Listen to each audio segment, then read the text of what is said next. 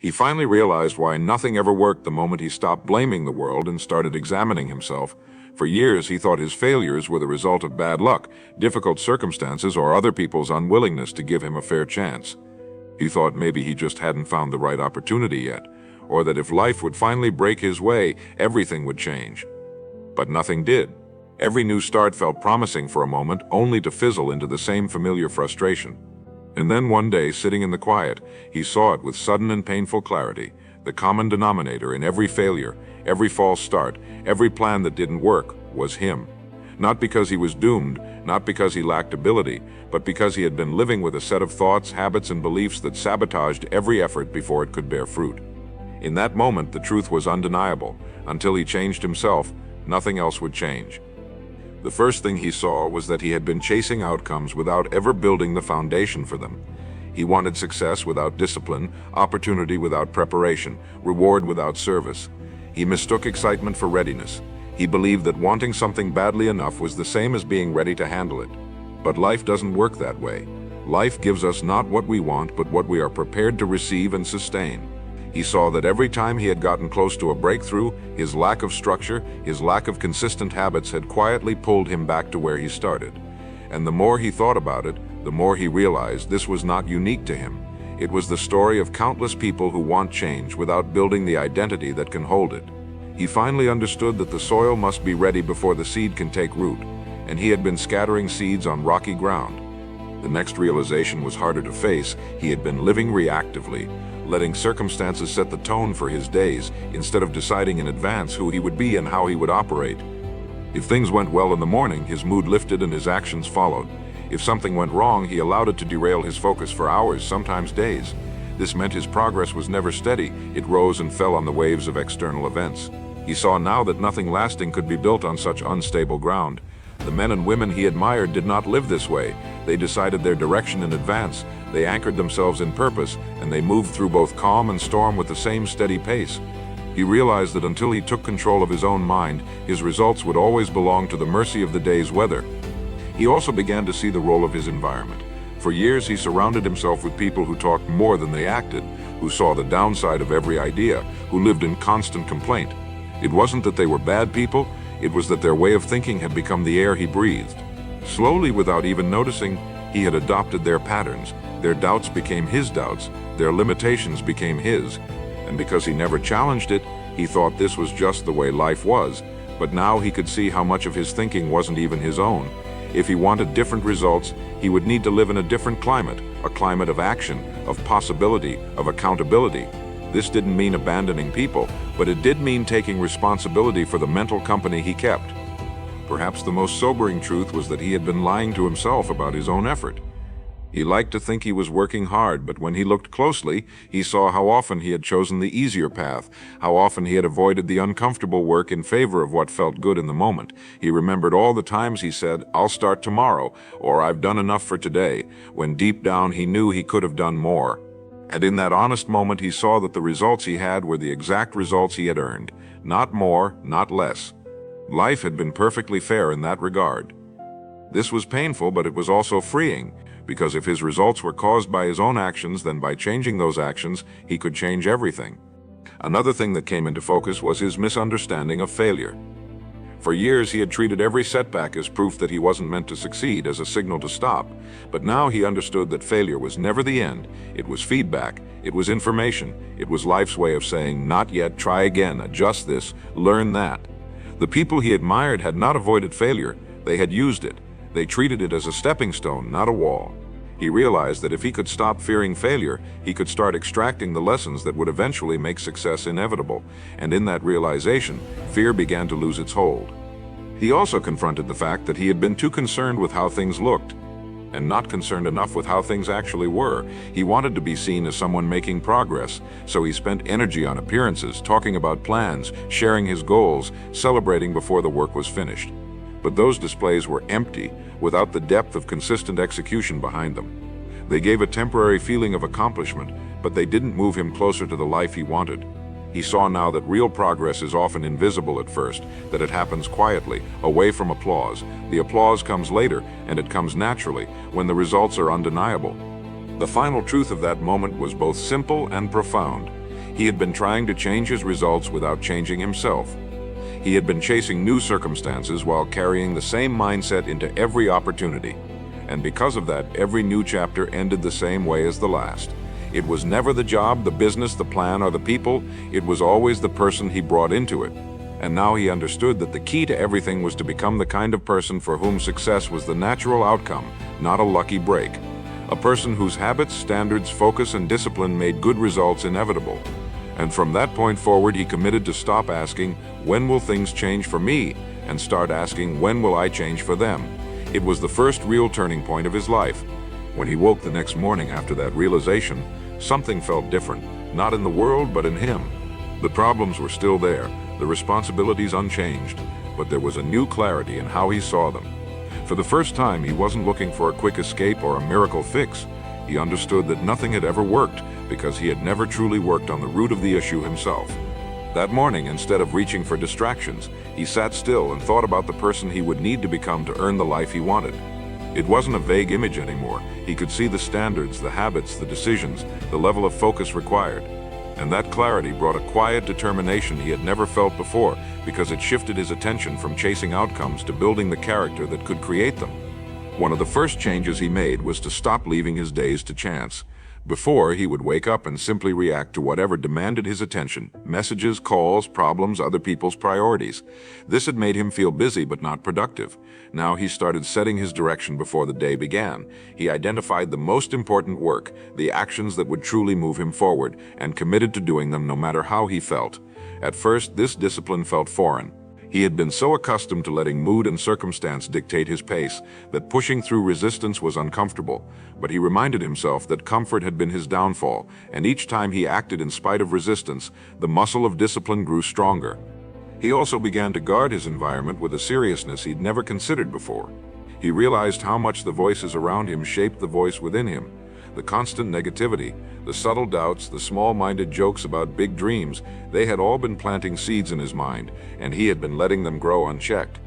Now he became deliberate about who he spent time with and what conversations he entertained. This didn't mean abandoning people altogether, but it did mean choosing proximity to those who were builders, doers, and thinkers rather than complainers and cynics. He filled more of his time with books, lectures, and ideas that fed his vision instead of draining it. And slowly the inner dialogue began to change.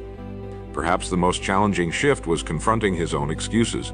He had told himself countless stories over the years about why something wasn't possible. Stories that sounded convincing in the moment, but were in truth designed to protect him from effort and risk. He realized these weren't harmless thoughts. They were the very chains holding him back. So he started questioning them. Every time an excuse appeared, he asked, "Is this true? Or is this just the comfortable lie I've been telling myself?" Most of the time it was the latter, and each time he exposed one, it lost some of its power. Over time, the space once filled with justifications became space for solutions. He also redefined his relationship with work. In the past, he had treated work as something to get through so he could reach the reward. Now he began to see the work itself as the reward, the daily process as the place where he was shaping himself into the person he wanted to be. This shift made him less impatient for results. He understood that the habits he practiced each day were not just moving him toward his goals, they were transforming him into the kind of person for whom those goals would be natural. And this understanding kept him steady, even when the progress was invisible, because he knew he was building the foundation beneath the surface. Another important change came in how he responded to setbacks. Before, any obstacle would cause him to slow down, question himself, or even abandon the effort entirely. Now he treated setbacks as tests. Instead of asking, "Why is this happening to me?" he asked, "What is this here to teach me?" He began to notice that each challenge revealed a weakness in his preparation or a gap in his skill. And rather than avoiding those weaknesses, he addressed them directly.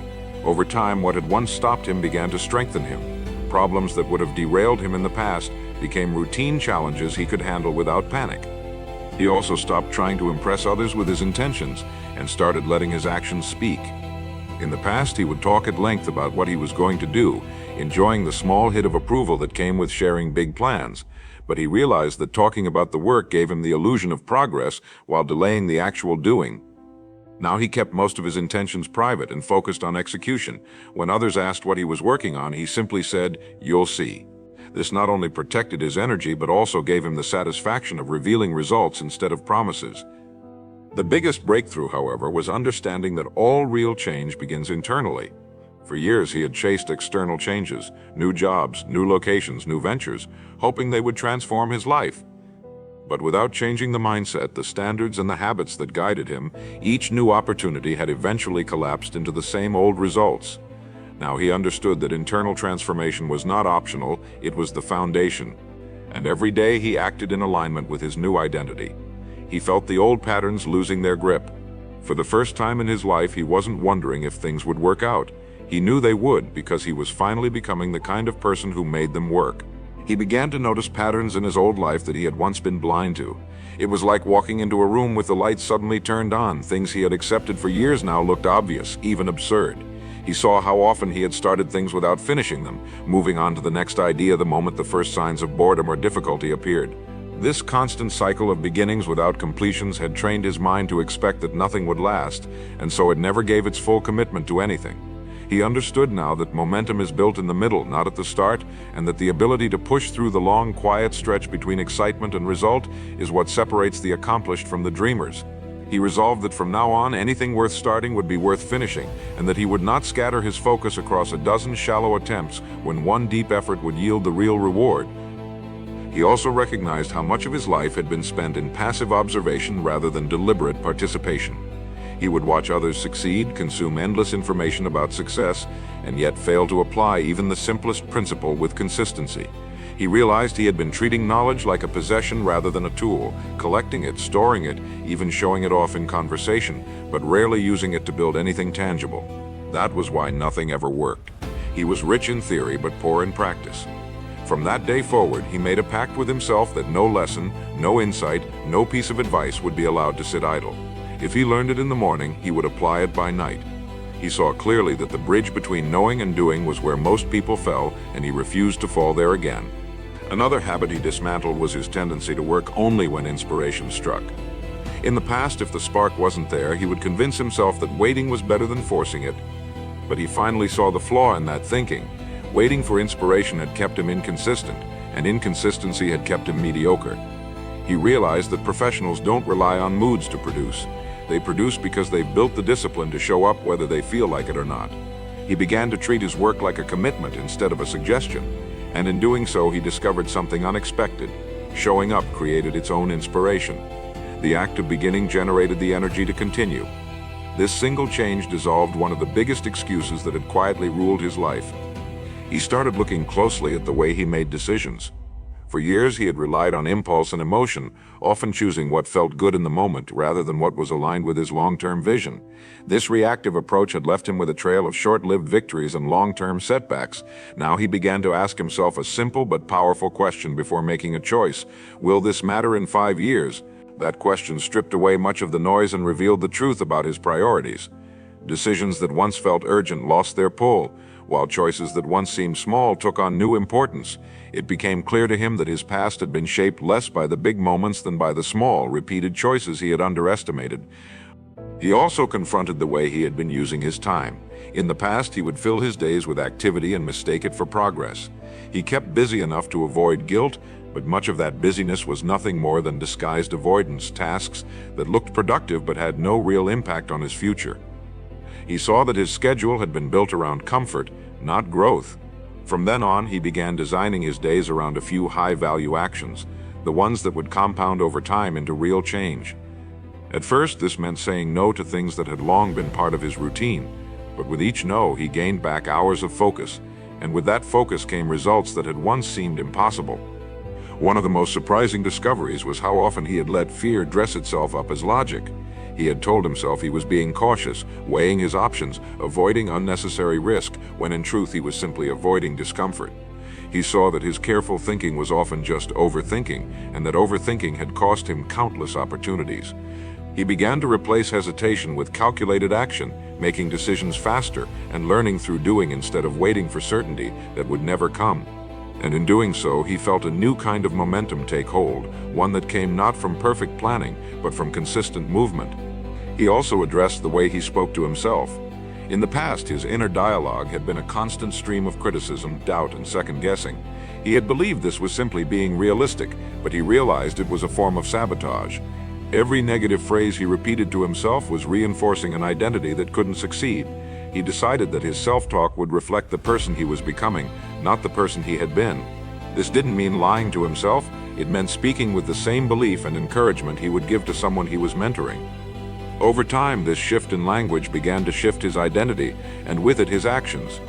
Perhaps the most important change in this stage of his transformation was that he stopped expecting quick, dramatic results. He accepted that building the life he wanted was not a single leap but a series of steps, each one taken with intention and consistency. And while there would be moments of breakthrough, most of the progress would be steady and quiet. He no longer chased the rush of instant gratification because he finally understood the value of patience paired with relentless action. For the first time, nothing felt rushed, and yet everything was moving forward. Word count 1026.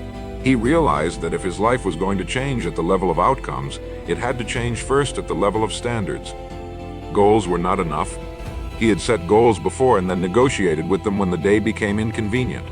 Standards, on the other hand, were non-negotiable lines, simple, measurable, and lived. He wrote them down like laws: how he would start his mornings, how he would plan his days, how he would treat his body, how he would speak to others and to himself, how he would finish what he began. Nothing dramatic, just clear thresholds beneath which he would not allow himself to fall. At first they felt strict, even severe, but soon he noticed something new: peace.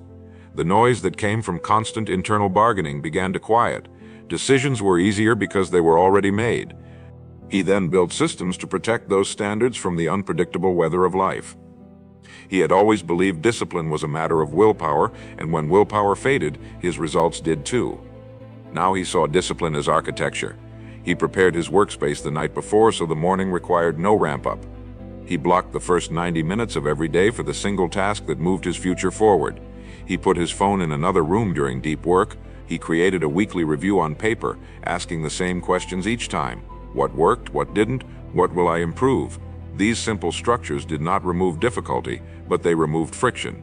And when friction dropped, consistency rose. He wasn't relying on motivation anymore. He was relying on design. A powerful shift occurred in how he measured success. He had once measured by outcomes, the numbers, the recognition, the visible milestones. Those mattered, but he discovered a better early indicator: integrity with inputs.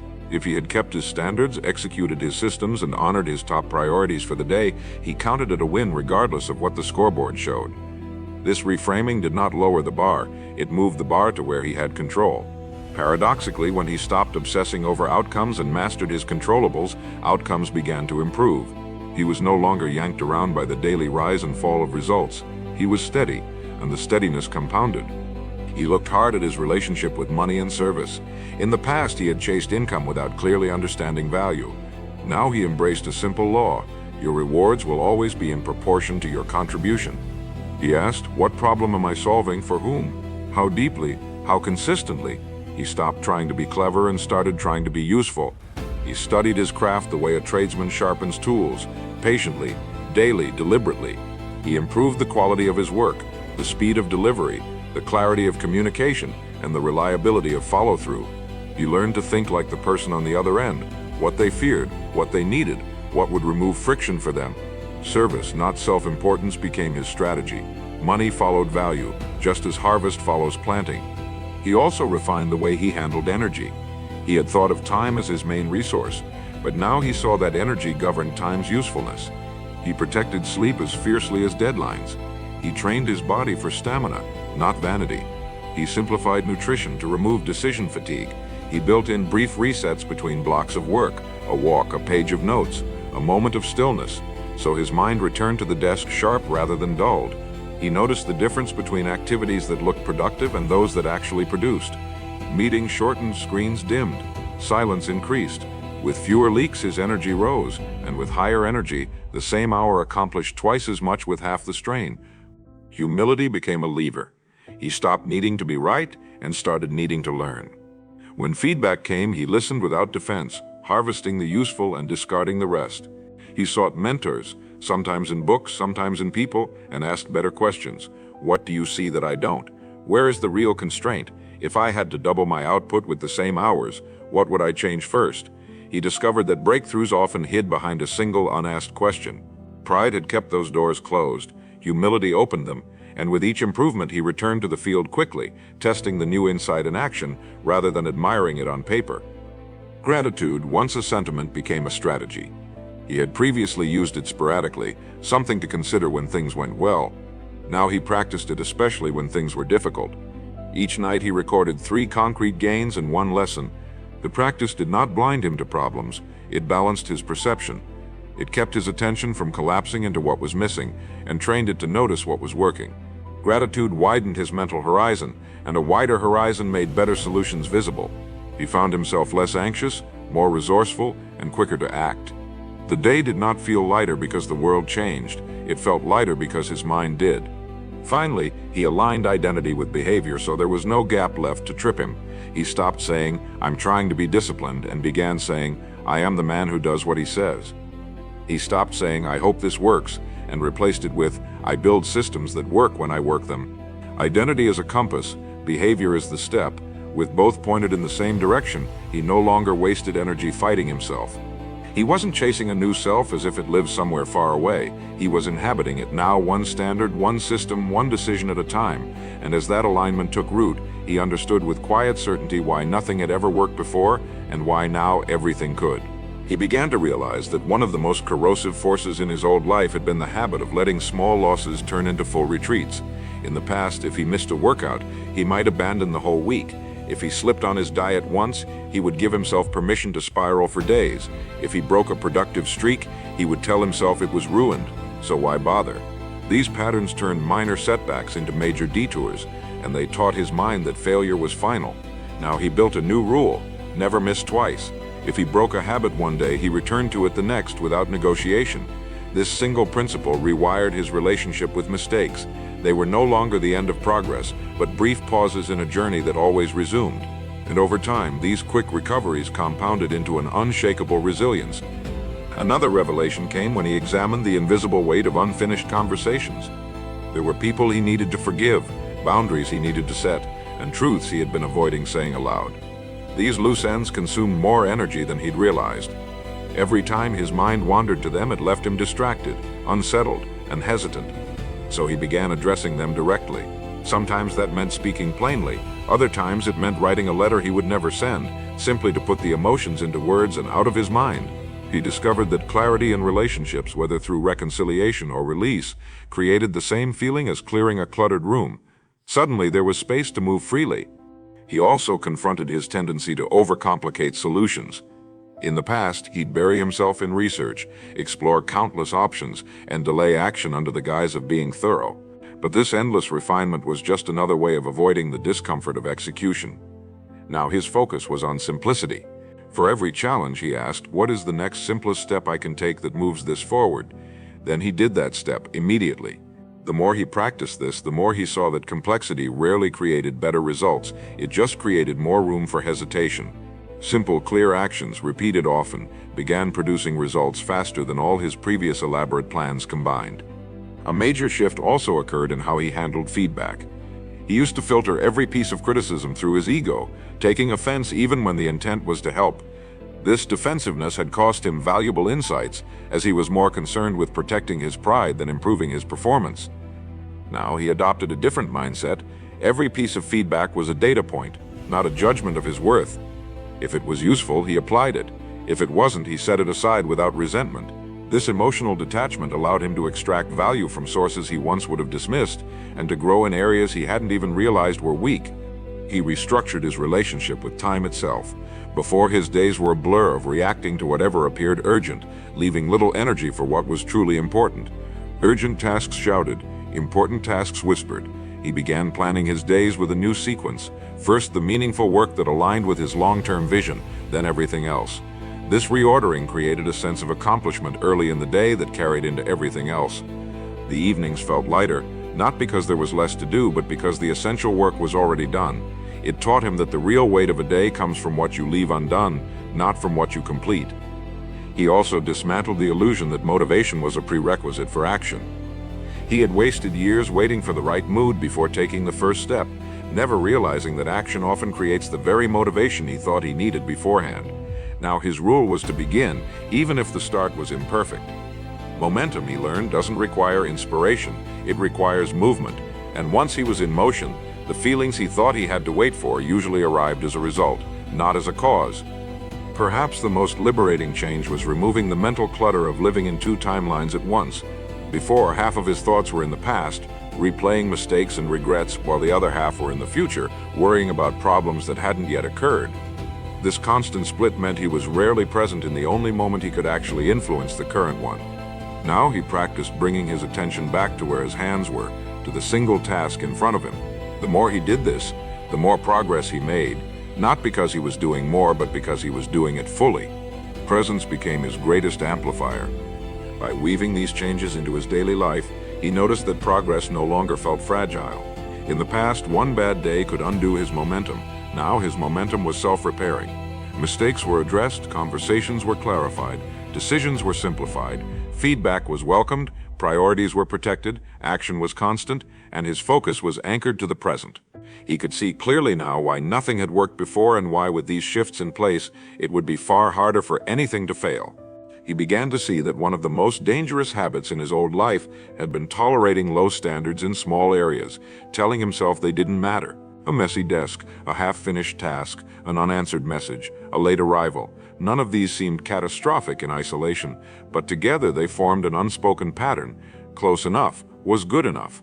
This quiet lowering of the bar seeped into everything he did, and without realizing it, he had been training himself to accept less than his best. Now he raised the floor beneath him. The smallest commitments mattered. If he said he'd be somewhere at 9, he arrived early. If he used something, he put it back in order. If he opened a document, he finished what he started. These little acts repeated daily rewired his sense of identity. He was no longer the man who almost did things, he was the man who completed them. He also addressed the mental clutter of scattered goals. In the past, he would set multiple ambitions at once, start a new business, change his health habits, learn a skill, reorganize his finances, and then try to make progress on all of them simultaneously. It left him stretched thin, chasing everything and catching nothing. Now he applied ruthless focus. He picked the single goal that would create the most positive ripple effect in his life and gave it the majority of his energy until it was no longer fragile. This focus felt slower at first, but soon the results spoke for themselves. Progress in one major area made it easier to succeed in the next, and the compound effect began working in his favor. Another shift was his relationship with uncertainty.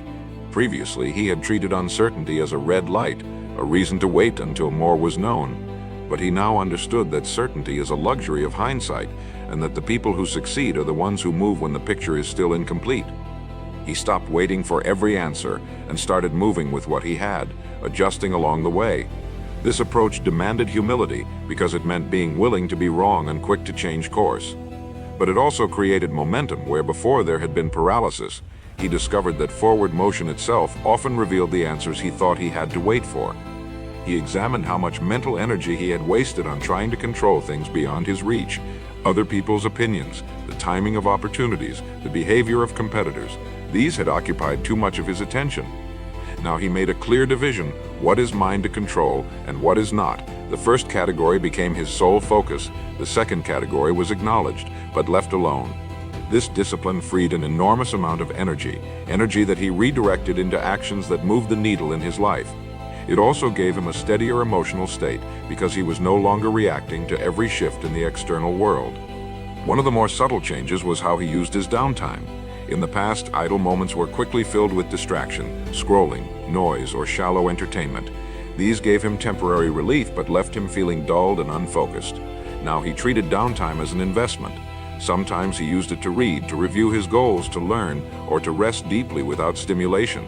Other times he simply let his mind be still, allowing ideas and solutions to surface that never appeared when his attention was constantly hijacked. This shift made him sharper during work and more at peace during rest. He also began confronting the cost of unfinished repairs, problems he knew about but ignored. A system in his business that didn't quite work, a recurring mistake he never fixed, a personal habit he kept excusing. These small, unresolved issues drained him because they remained open loops in his mind. Now he made a practice of closing loops quickly. If something was broken, he fixed it. If a process was flawed, he improved it. The relief of solving these small problems was immediate, and the accumulation of solved problems created a cleaner, lighter mental environment.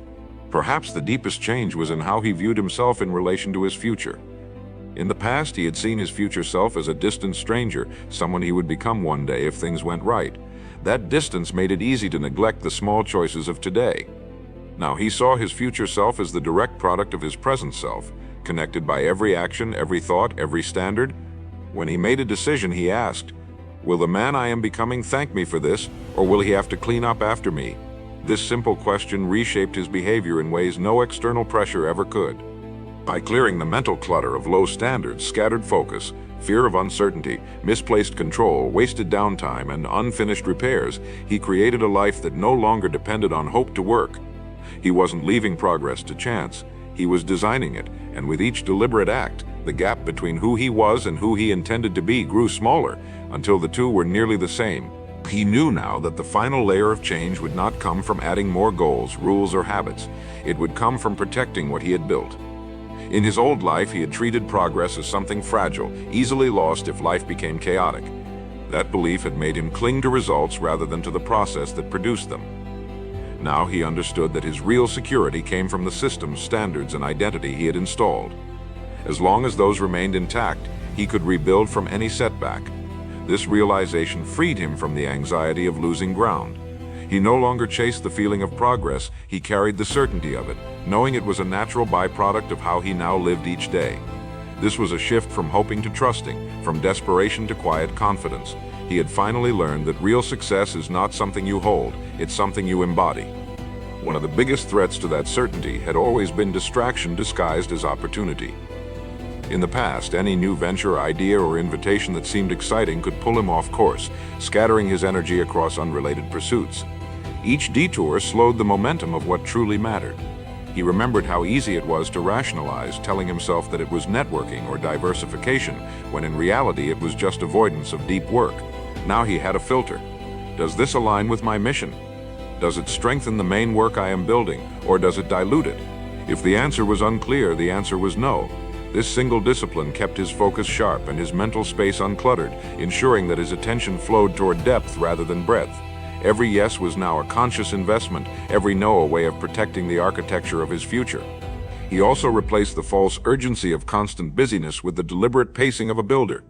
Before, he had equated speed with progress, filling his calendar to prove he was working hard, but speed without strategy had led to burnout and shallow results. Now he valued sustained effort over frantic motion. He worked in defined blocks, each one tied directly to his highest priorities, and he refused to measure his worth by how exhausted he felt at the end of the day. This approach not only improved his performance, it preserved the energy he needed for consistent execution over months and years, instead of short bursts followed by collapse.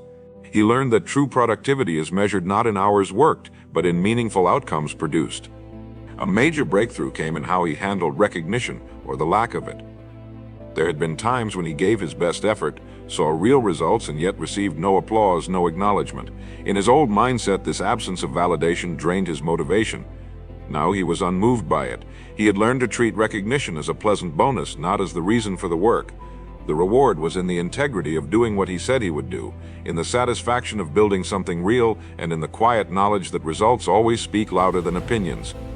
This detachment gave him the freedom to work invisibly for as long as necessary, knowing the right people would notice when the time was right. The lack of attention no longer felt like neglect, it felt like an advantage, giving him space to work without interference. He also learned to protect his mental clarity by refusing to indulge in unnecessary conflict. In the past, he had been drawn into arguments to prove a point or to defend his choices, wasting hours and emotional energy on people who had no real stake in his life. Now he recognized that most debates were not about truth but about ego. He no longer needed to win those battles. He walked away not from weakness but from understanding that the cost of engagement was greater than the benefit. His focus was on building, not convincing, and the more he walked away, the more time and clarity he gained. This discipline of disengagement became as important to his progress as the habits he kept, because it kept his attention where it could make the most impact. Perhaps the most profound change was in how he approached his own limitations. Before, he saw them as flaws to hide or deny, as proof that he might not be capable of what he wanted. Now he saw them as tools for growth. Every limitation was a teacher. pointing directly to the skills, disciplines, or mindsets he needed to develop. Instead of avoiding these areas, he moved toward them, knowing that every improvement made him harder to stop. This shift transformed challenge from something he dreaded into something he actively sought. A gap in his knowledge became an opportunity to learn. A weakness in execution became a chance to innovate. Obstacles stopped being dead ends and became blueprints for his next step. He developed the habit of regular recalibration. Once a week, he reviewed his actions, his progress, and his alignment with his long-term vision. This review was not a place for self-criticism, but for adjustment. He treated it like steering a ship, small course corrections made early to avoid major detours later. This practice kept him from drifting and ensured that his actions stayed rooted in his highest priorities. Over time, this habit became a form of quiet leadership over himself, one that replaced guesswork with deliberate control. Another safeguard he built was the art of ending well. In the past, he would let projects or commitments fade away when interest or momentum ran out, leaving loose ends and lingering doubts. Now he either finished them fully or ended them with intention. This closure prevented mental clutter and freed resources for the next focus. It also reinforced the identity he had built, the man who follows through, whether by completion or by clean, conscious release. And so, with each passing day, the man who had once wondered why nothing ever worked now carried himself with the calm assurance of someone who knew exactly why it did. His results were no longer lucky or fragile. They were the predictable harvest of seeds planted in thought, cultivated in habit, and protected in focus. He no longer chased breakthroughs, he created them. And because his foundation was no longer built on hope or circumstance, but on choice and character, he knew that the work of his life would endure long after the noise of the moment had faded. He was no longer building for approval or even for recognition. He was building because this is who he had become, and that was the truest and most lasting victory.